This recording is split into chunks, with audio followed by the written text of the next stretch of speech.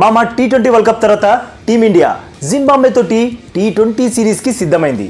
రోహిత్ శర్మ, విరాట్ కోహ్లీలు లేకుండా first time మన team రంగంలోకి దిగుతుంది. మరి రోహిత్ని, కోహ్లీని భర్తీ చేసేది ఎవరు అంటే వాళ్ళని ఎవ్వరు భర్తీ చేయలేరు. బట్ వాళ్ళు ఆడిన పొజిషన్లలో, అదే ఫస్ట్ అండ్ థర్డ్ పొజిషన్లలో ఎవరు ఆడనున్నారు. ఉన్నవి 2 స్థానాలు, పోటీలో ఉన్నది మాత్రం 4 ప్లేయర్స్. మరి వారెవరో చూసేద్దామా మామ. టీమిండియా జింబాబ్వే తోటి 5 టీ20 మ్యాచ్లు ఆడనుంది, అది జింబాబ్వేలో. ఇందుకోసం బీసీసీఐ యంగ్ ప్లేయర్స్తో కూడిన టీంని సెలెక్ట్ చేసింది. ఆ టీంకి శుభ్మన్ గిల్ కెప్టెన్గా వ్యవహరించనున్నాడు.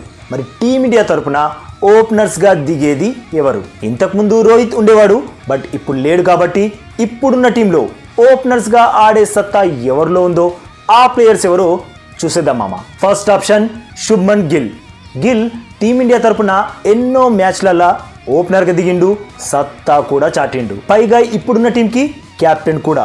సో తానే ఓపెనర్గా దిగే ఛాన్సెస్ ఎక్కువ ఉన్నాయి. ఇక second option Abhishek Sharma.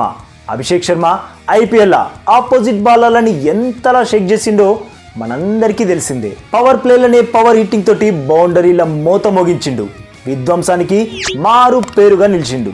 So team India నుండి మరో ఓపెనర్గా దిగే అవకాశాలు అభిషేక్ శర్మకే ఎక్కువ ఉన్నాయి. ఇక third option Ruturaj Gaikwad. Ruturaj Gaikwad CSK ఆడినప్పుడు, టీమిండియాకి ఆడినప్పుడు ఓపెనర్గానే బ్యాటింగ్ చేసిండు.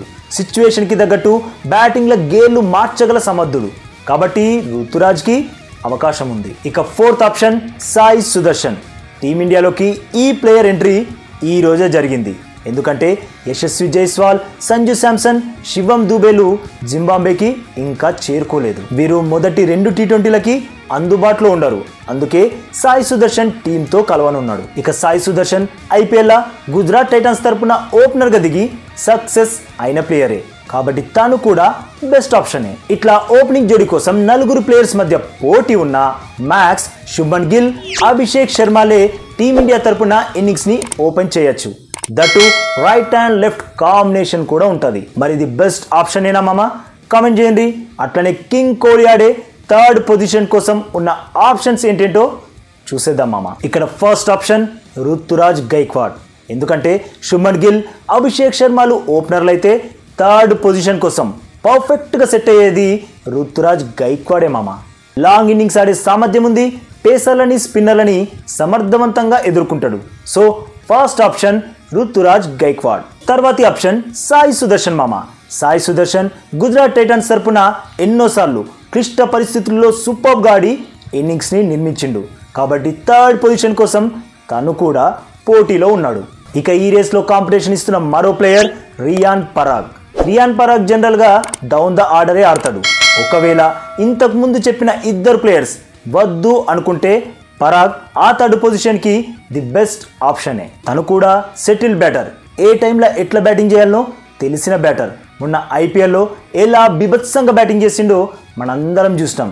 సో తాను కూడా థర్డ్ పొజిషన్ కోసం రేస్లో ఉన్నాడు. వీళ్ళేమమ్మా ఓపెనర్స్ ఇంకా థర్డ్ పొజిషన్ కోసం పోటీ పడుతున్న ప్లేయర్స్.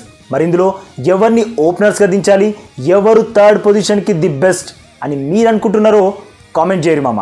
అట్లనే ఈ వీడియోకి ఒక లైక్ కొట్టి మన ఛానల్ని ప్లీజ్ సబ్స్క్రైబ్ చేసుకోవచ్చు కదా మామ. ఇక ఈ వీడియో ఇచ్చినందుకైతే మీ అందరికీ దిల్ సే థ్యాంక్ యూ మామ.